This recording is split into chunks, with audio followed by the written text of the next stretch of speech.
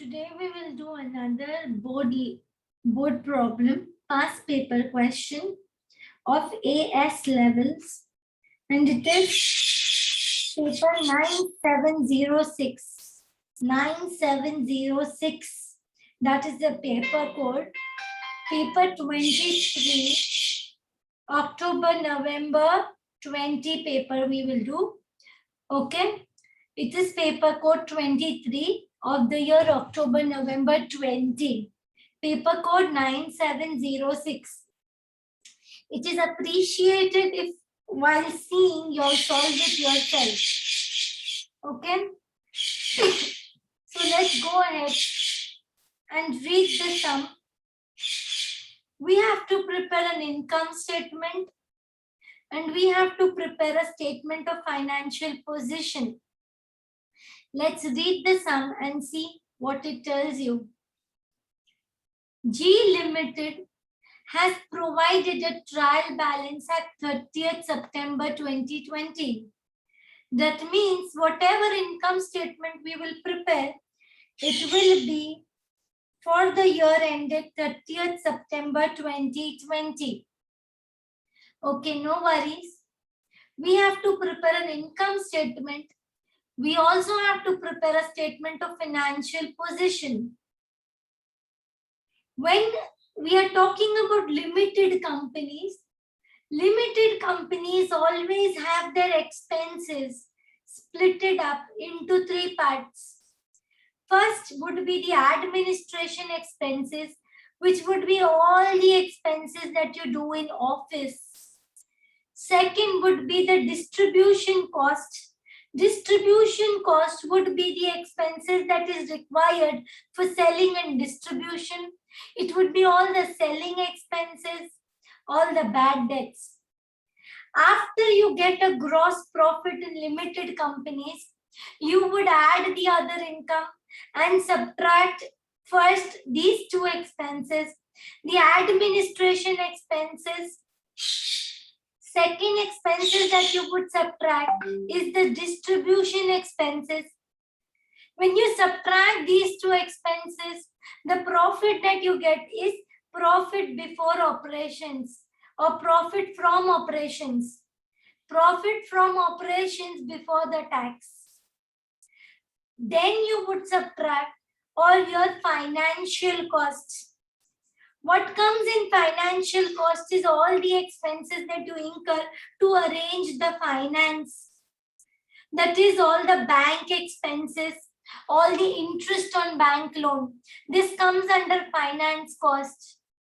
So from your profit from operations, when you deduct the finance cost, you get your profit for the year, which is before tax. Always remember that you need to follow this type of format in AS levels when you are preparing the income statement of limited companies. Let's do it again. First, you would have your revenue. From your revenue, when you deduct your cost of sales, what do you get? You will get gross profit. From your revenue, when you deduct your cost of sales, we will get gross profit. From the gross profit, we will subtract two things, two expenses. First is the administration expenses. Second, we would deduct is the distribution cost. You deduct these two expenses, administration and distribution cost, you would arrive at a figure which is called the profit from operations. Profit from operations. When you deduct the finance cost operations, when you deduct the finance cost, that is all the bank related expenses or all the expenses that you incur to arrange the finance, you would arrive at a figure which is called the profit for the year. You would arrive at a figure which is called the profit for the year. Okay, so when you are doing a limited company accounts from now onwards, always make a habit that you will show working notes separately for administration expense, separately for distribution cost, and separately for finance cost. Now, because I have already written this format, I will also prepare a working note for my cost of sales. So I will have 4 working notes. I am using this page. I will have 4 working notes. The first working note will be for cost of sales. Second working note will be for the distribution costs.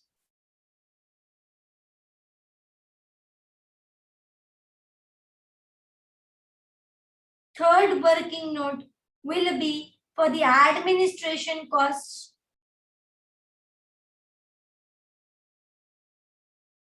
Fourth working note I will make for finance costs. So we would show it under these headings. Because I am preparing separate working notes, I will put all the things under working note number 1. This should be working note number 2, and this will be working note number 3. Finance cost would come under working note number 4. Please remember the profit for the year figure is very important because you will use this profit in your statement of financial position. Let's move ahead. Let's see what we have to do. It is a limited company, and the format of limited company is you have to bifurcate it into parts: administration cost, distribution cost, finance cost. Let's read and see what they've given. Administrative expenses is 1,17,528. Administrative expenses is 1,17,528. So I'm writing over here administration expenses is 1,17,528. Bank is your current asset. Distribution cost is 60,263. So my distribution cost is 60,263. This is opening inventory, which forms a part of cost of sales. Cost of sales is made up of what? Cost of sales is made up of opening inventory and purchases. I don't see any purchase return. I don't see any carriage inward. I also do not see any goods for own use. Minus closing inventory would give you your cost of sales. So my opening inventory as of now is 86,228. This is cost of sales. Limited company will always have their capital in the form of shares. Please remember, the capital or the shareholders' funds of a limited company is ordinary share capital plus the preference share capital plus the retained earnings plus the general reserves and plus the share premium or share reserves. For detailed explanation, you can go and visit the chapter Limited Company Accounts. So this becomes a part of the equity, which will be in the liability section. You have properties, plants, and equipments. This is an asset, non-current assets. From the non-current asset, you subtract the depreciation to arrive at the net book value. Provision for doubtful debts on 1st October 1528. This is the old provisions which is to be ignored for now. It is to be ignored for now. Purchases becomes a part of the cost of sales. So I will add it in the cost of sales. It is 2,37,851. Retained earnings forms a part of the equity. Retained earnings forms a part of the equity. But we need to take the retained earnings of the last date. So this is the retained earnings of the last year. This is called the retained earning brought down. In this, we would add our profit for the year to arrive at the retained earnings carried down. Share premium, revenue. Revenue is our normal revenue.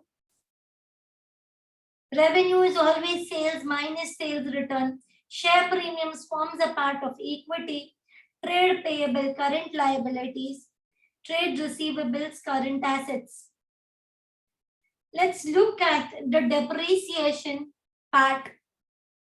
I have land. There is no accumulated depreciation. I don't have to allocate depreciation. Land will again form a part of my non-current assets. Other than land, I have other assets, which cost is 1,80,000. It is property, plant and equipment. Our property, plant and equipment is made up of two parts. So I have other assets, 1,80,000. 1,20,000 plus 1,80,000 gives us a total of 3 lakh, and this 3 lakh is the figure that is shown in the trial balance. Other than land, our property, plant and equipment is 1,80,000. The accumulated depreciation on it is 82,500, and the assets are depreciated at the rate of 15% per annum on straight line basis. And they say that 2/3 of the depreciation will become administrative expenses, 1/3 will become distribution cost. Let's see the depreciation that we have. 1,80,000 straight line method depreciation on property, plant and equipment. Depreciation total is 1,80,000. 15% of the cost, that is 15% of 1,80,000 would give me a depreciation of how much? 27,000. Would give me a depreciation of 27,000, and they say depreciation of 27,000, 2/3 would become a part of administrative expenses and 1/3 would become a part of distribution cost. So 2/3 of 27,000 will come in administrative expenses. 1/3 of 27,000 will come in distribution cost. So 27,000 into 2 divided by 3. 18,000 is administrative expenses and 9,000 is distribution cost. I will write in the distribution thing how much depreciation is. 2/3 in this, no, 1/3 in distribution. 1/3 in distribution. So what will come in the distribution is 9,000. And what will come in administration? The depreciation. Administration, the depreciation is 27,000. Okay. So with this, I complete the depreciation part. Okay, we are not showing depreciation as a separate heading. In limited companies, we will always follow the format of administrative expenses, distribution cost, finance cost. I completed with my first adjustment. I have completed with incorporating depreciation. Always remember that when you're showing your balance sheet, in the accumulated depreciation, you will add the depreciation of the current year, which is 27,000. So I have added this over here. I have closing inventory on the last date, 91,368. It will become a part of cost of sales, 91,368. Now I can get my cost of sales, and this closing inventory would also come in the current assets. Now there are two values, cost and net realizable value. I will take the lower of the two. Lower of the two is 91,368. Okay, with this I find out my cost of sales, 2,37,851 minus the closing inventory of 91,368. It gives me my cost. No, my cost of sales would be opening inventory, that is 86,228 plus the purchases 2,37,851 minus the closing inventory 91,000 368. We come at a cost of sales figure of 2,32,711. This is the cost of sales. 2,32,711. It is the cost of sales. Now see, we have revenue. We have the cost of sales. We can arrive at the gross profit figure, and this cost of sales will become a part. It's working note. I will put it in my working note number 1 that I have calculated my cost of sales. What was my revenue? Right now I need to scroll up for the revenue. So I will put the cost of sales figure over here. It is 2,32,711. Because it is less, I will put it in brackets. What is the revenue? Revenue is over here 4,98,430. 4,98,430. Revenue less cost of sales is going to give you gross profit of 2,65,719. 2,65,719. Okay, I have not yet completed the other figures. I don't know my administrative expense distribution and other things. There are adjustments also related to it. So we will go step by step. Directors wish to maintain a provision for doubtful debts at 3% of trade receivables. Directors wish to maintain a provision for doubtful debts at 3% of trade receivables. Very good. Provision for doubtful debts is always maintained as a percentage of trade receivables. What are my trade receivables? My trade receivables are 71,600 here. Provision for doubtful debts minus provision for doubtful debts at the rate of 3%. So 71,600 into 3% would give you 2,148. From your trade receivables, when you subtract 71,600 minus 2,148, when you subtract your provision for doubtful debts, you would arrive at a figure of 69,452, which is your net trade receivables. It is your net trade receivables which will appear in balance sheet.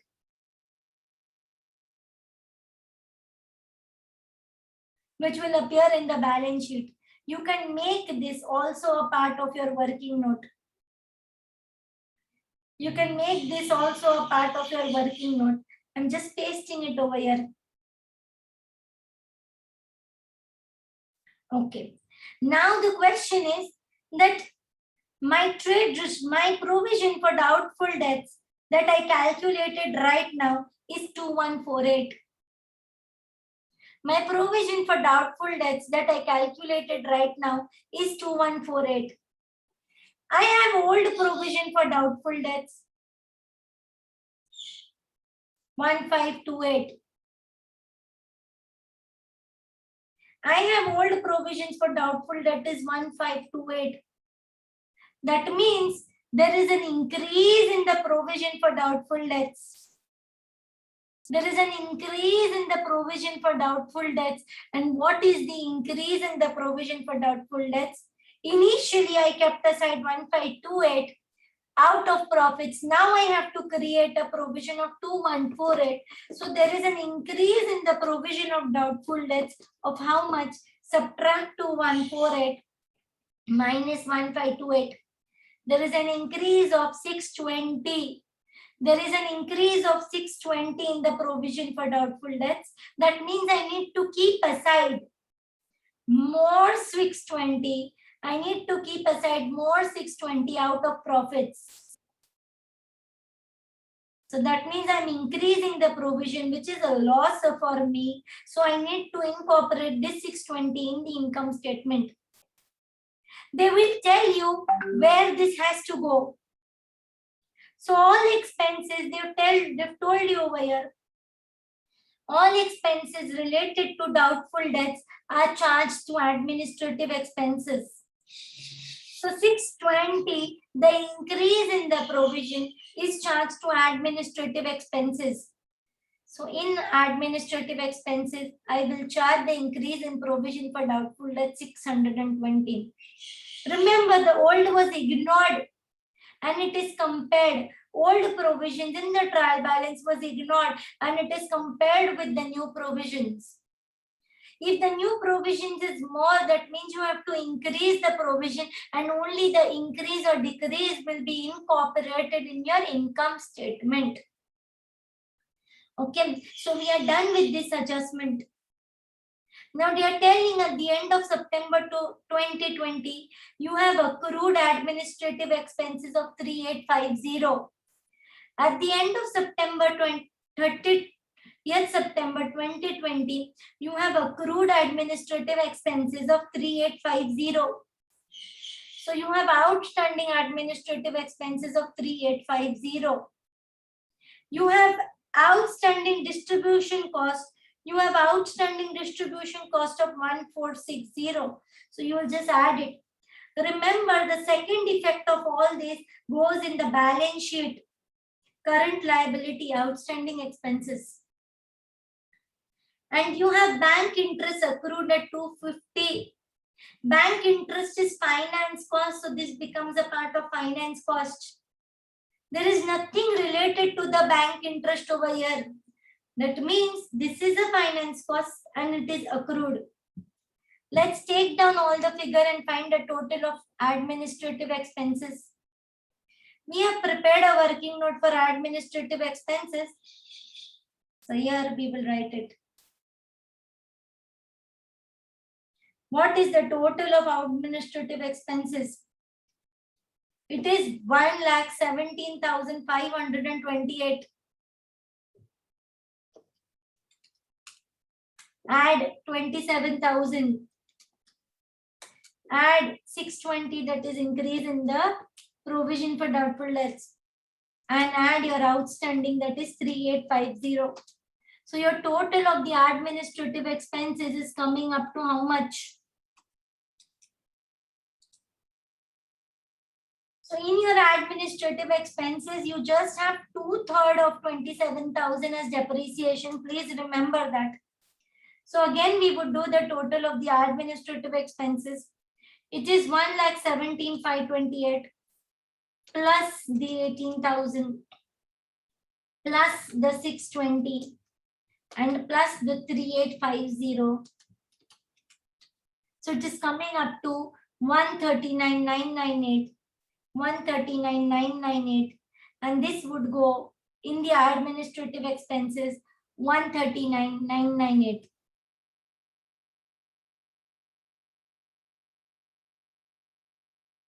Let's see the distribution cost. We had all this information that we had collected about distribution cost. I'm just cutting it from here and I will put it in the working note. What is the total of the distribution cost? We will see. It is 60,263. Add 9,000. Add 1460. You will arrive at a figure of 70,723. That is your distribution cost.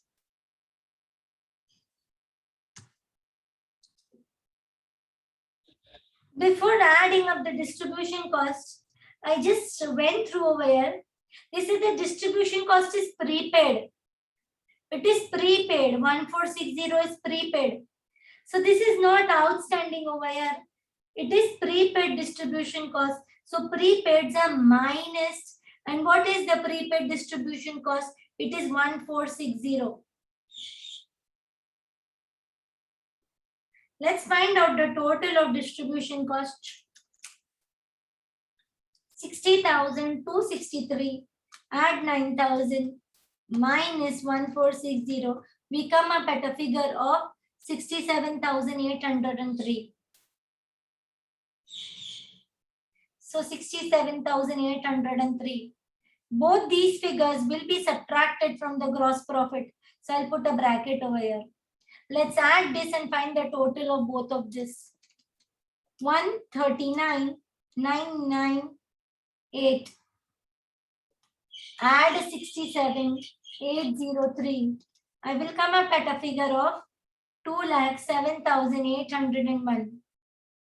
265,719 minus 207,801. 265,719 minus 207,801. We will come up at a figure of 57,918. This is our profit from operations. Now, finance cost. We have only one finance cost, that is the bank interest accrued. So, in the finance cost, I will write bank interest accrued.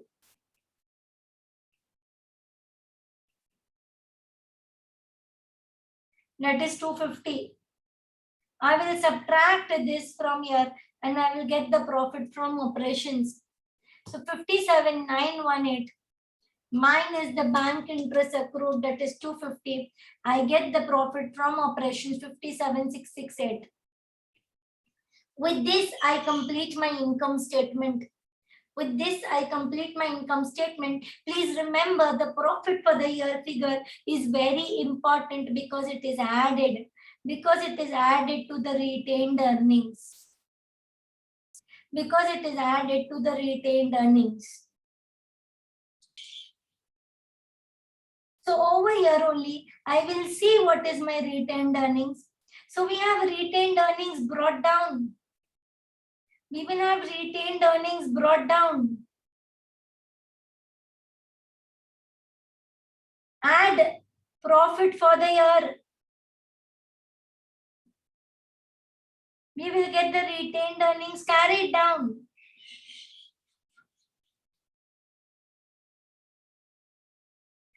What is the profit for the year? It is 57,668. What is the retained earning brought down? Year 34,572. So what is the retained earnings that we will carry forward? It is 34,572. Add 57,668. The retained earnings that we will carry forward is 92,240.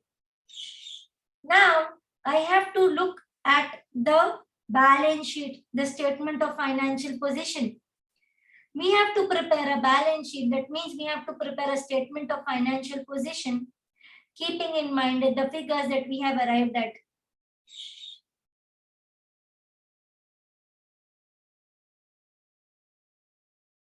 Let's start. Our balance sheet would always have 3 columns: non-current assets, depreciation to date, and net book value. Okay, so the first heading of our balance sheet would be assets. We will write assets and then we will write non-current assets. Our non-current assets was classified directly into one part, property, plants and equipments that we had seen. So I will write only one part, property, plants and equipments.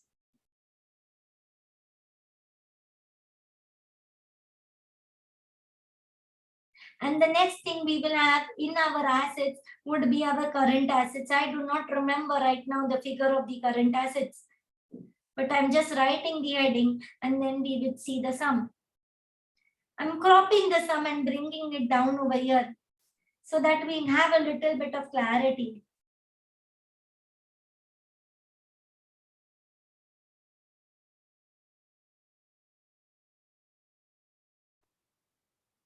Let's see.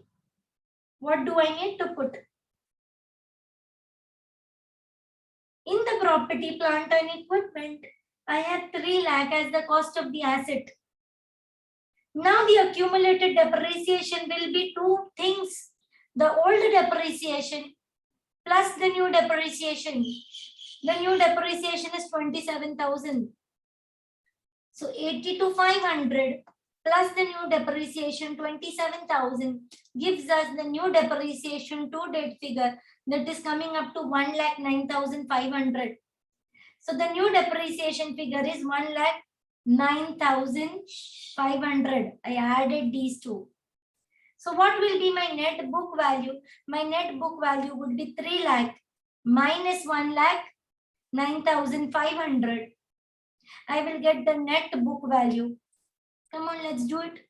3 lakh minus the accumulated depreciation 1,09,500. I'll get the net book value as 1,90,500. This I will record it. This I will record it in my balance sheet, property, plants and equipment. This I will record it in my balance sheet, property, plants and equipment. What is, here we don't write, here we write the cost. What is the cost of my property, plant and equipment? 3 lakh. What is the depreciation, old plus new? 1,09,500. This I will subtract. So I get a new figure that is 190,500. 190,500. This is done. I will close this because I no longer need this figure. Now let's look at the current assets that we have. I have one current asset, that is the bank. Do we have any other current assets?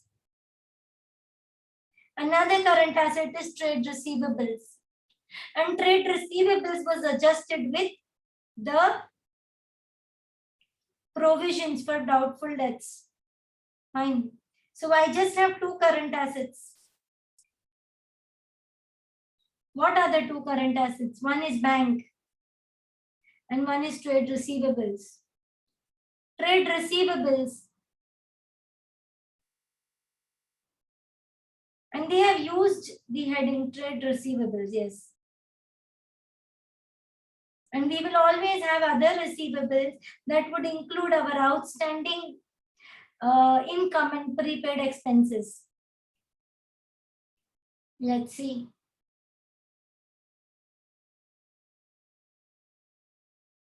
What is bank?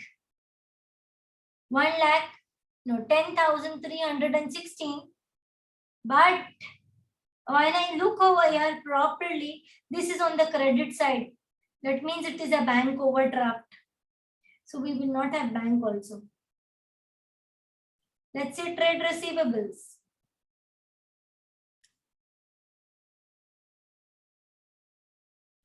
We will write the net trade receivables, which I already calculated while doing the provision for doubtful debts. Okay, so this I will make it as a working note and I will put this working over here. This I'll make it as a working note and I'll put this working over here as working note number 1 for my balance sheet. So 69,452, I will put it working note number 1. 69,452. Okay. Please have a look at it.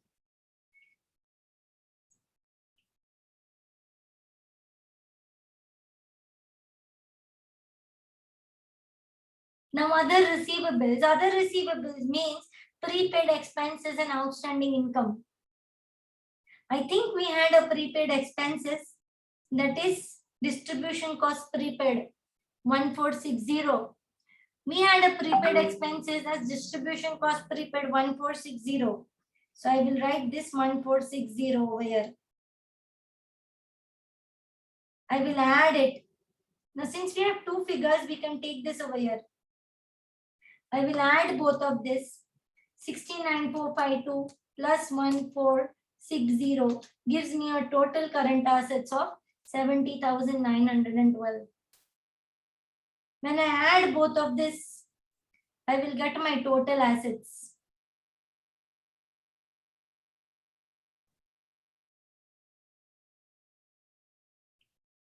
$79,112 plus $190,500.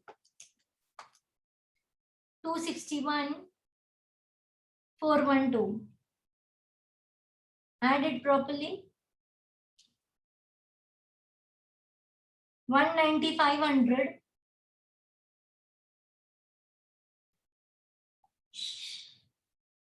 Am I missing out on something? Yes, I am missing out on something, and that something is nothing but the trade receivables I'm missing out on. I'm missing, sorry, not the trade receivable. I am missing out on the inventory, the closing inventory, which forms a part of the current assets.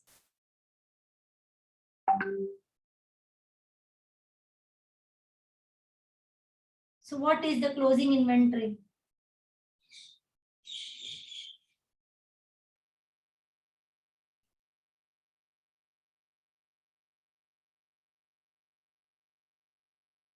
Closing inventory is, I can see from here, I had taken it, 91,368. 91,368.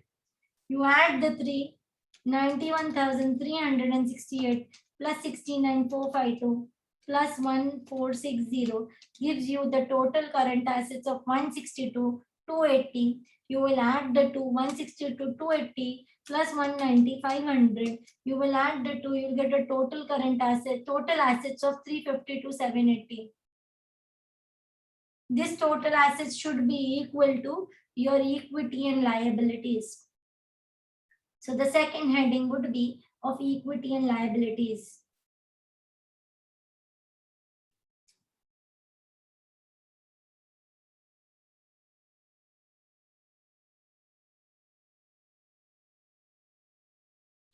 Equity and liabilities, my first part that you would take is equity.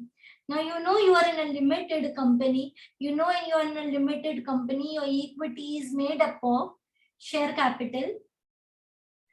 We also calculated retained earnings. Let's see what else is there, and then we would add up the equity. Retained earnings I had calculated over here. Since we have workings, we can place it in the working note.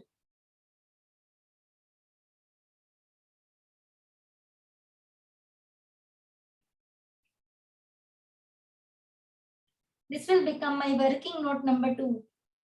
Retained earnings. What is my retained earnings? 92,240. I'll just go and put it over there. 92,240, and this I get it from my working note number 2. Share capital.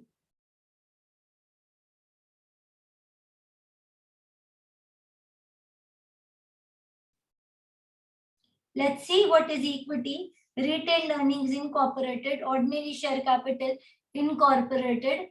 It is 2 lakh. Anything else? We have share premium. Share premium also forms a part of equity, 20,000. So we have ordinary share capital 2 lakh and share premium 20,000. We have ordinary share capital 2 lakh and share premium 20,000 to be written in our equity section.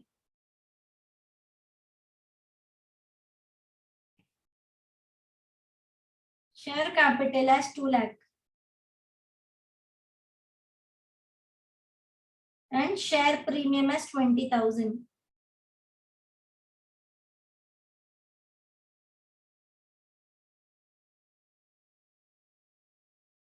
This will give me my total equity because I need to add all of this.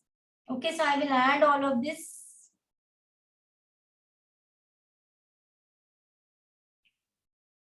I will put it in the second column only. Add this and get it in the equity section. So it will be 2 lakh plus 92,240 plus 20,000, 3,12,240. This is your total equity. Let's see, this is done. Bank overdraft is a non-current liability. Sorry, it is a current liability. So one thing I would have is bank overdraft, current liability. This has to be incorporated.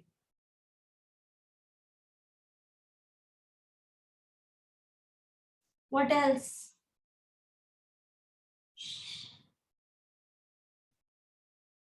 Distribution cost is done, inventory is done, ordinary share capital is done, this is done, provision is done, purchase is done, return earning done, revenue done, share premium done, trade payable 26,214. There is no non-current liability as far as I see. So we have two current liabilities. One is the bank overdraft of 10,306 and one is the trade payable of how much? 26,124. I don't see any non-current liability. So now what we have is our second section, that is current liability.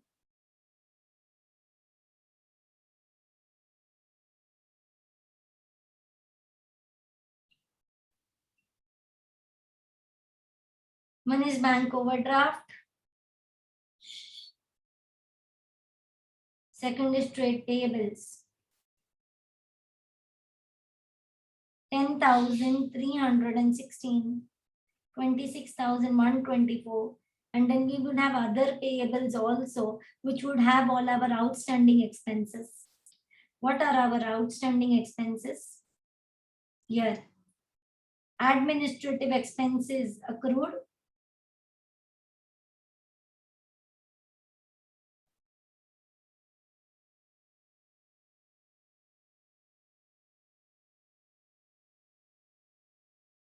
And bank interest accrued.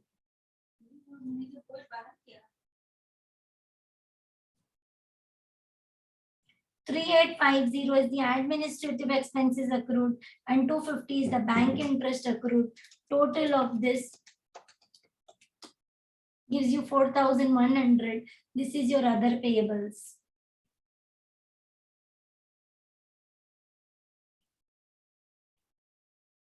This would be your working note number 3.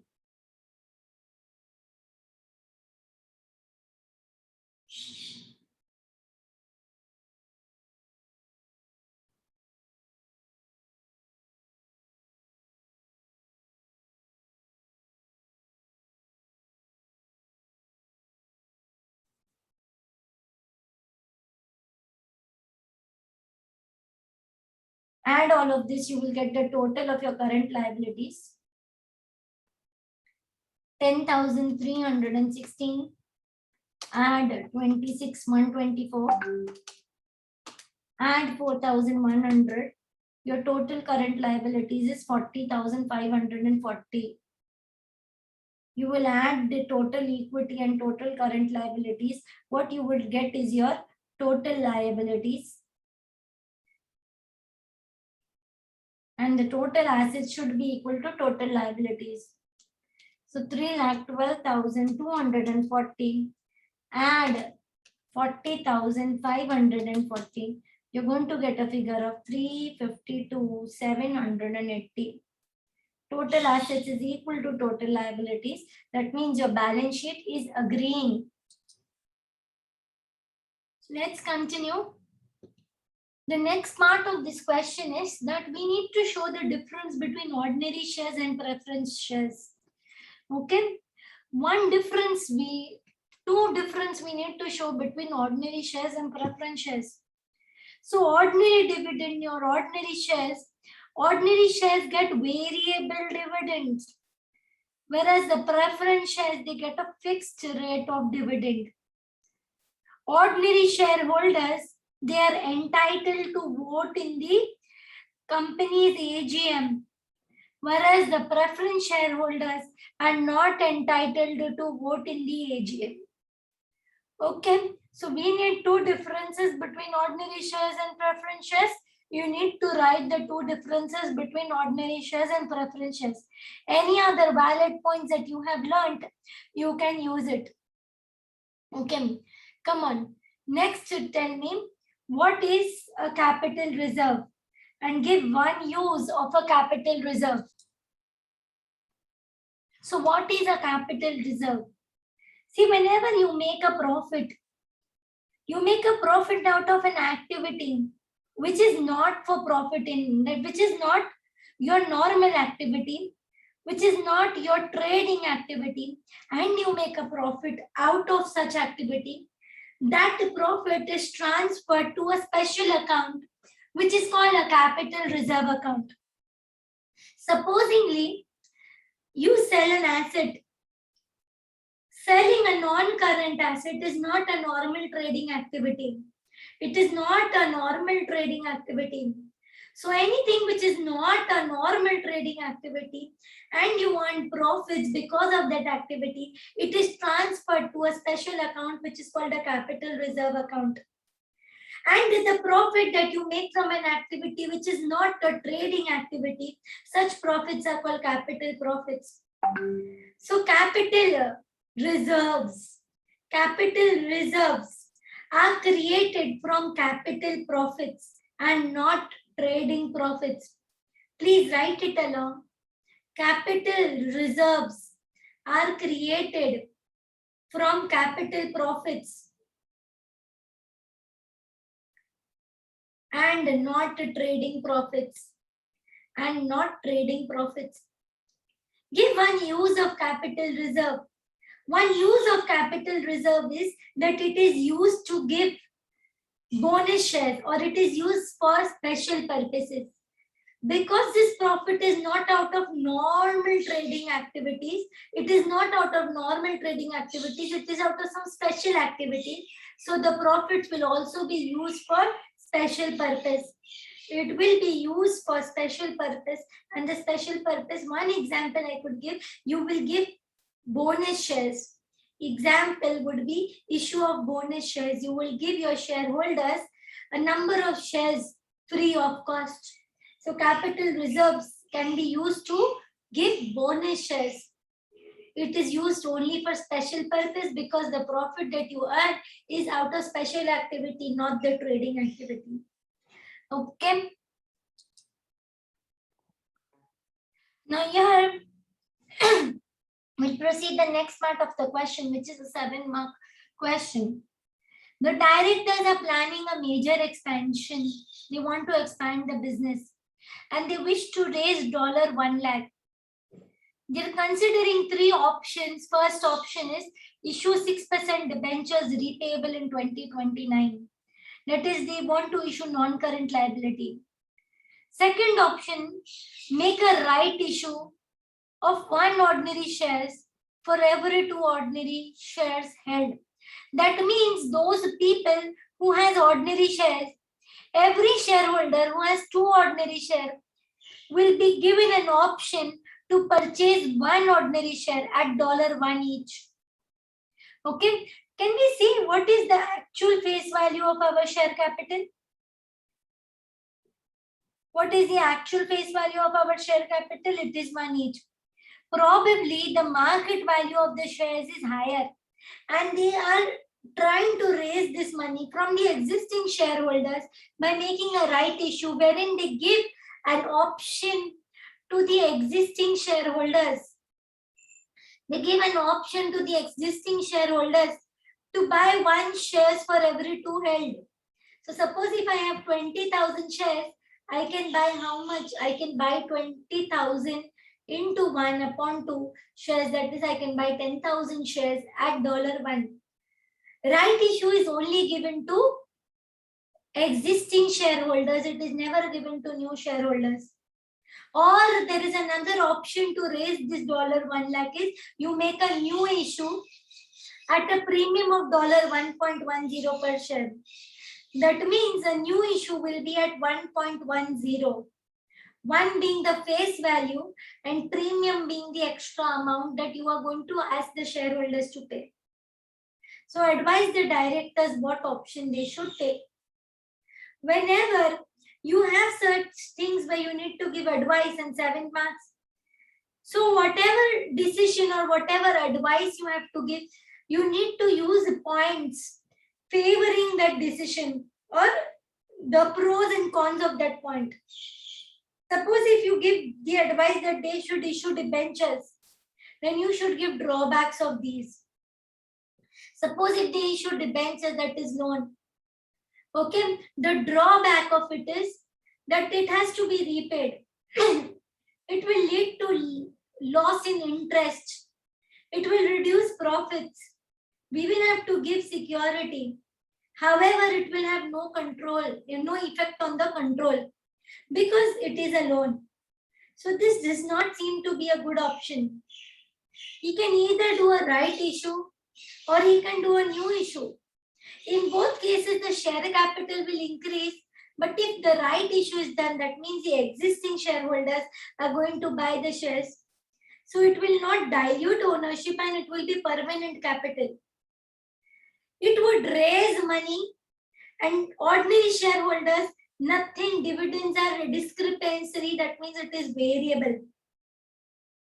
But right issue, there is always one thing that you have to think whether your existing owners, will they be willing to invest or no? So you can use this point, build up an answer and support your decision as to what have you decided.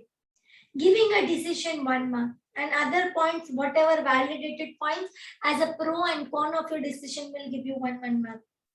So you need to build up the answer for yourself and score this 7 marks. Thank you. With this, we have done one more sum. October-November 20 sum, paper code 9706. Okay, and paper 23. Now this sum was based on limited companies. However, most of the part was related to income statement and statement of financial position. Only some basic, some logic we needed prior knowledge of limited companies. Being in AS level, you all might be having that prior knowledge.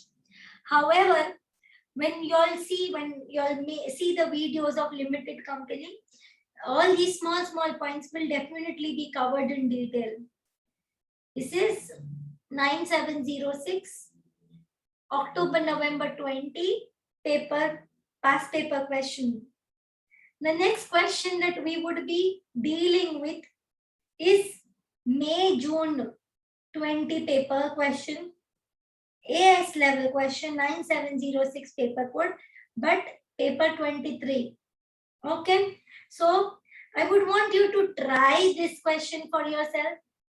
It is just similar to the previous question, 9706. Even over here, if you see, cost is divided into administration, distribution, and finance. It will have the same format, everything being the same because it is a limited company. They've asked you to prepare the income statement. So you will have a working note for administrative expenses. You'll have a working note for distribution expenses. You'll have a working note for finance cost. Same type of paper. They've already prepared the sections for you. And there will be statement of changes in equity. I will teach your statement of changes in equity separately. And advantages and disadvantages. So the next question that we will be solving in the next video would be this one, May-June 20 paper. Thank you.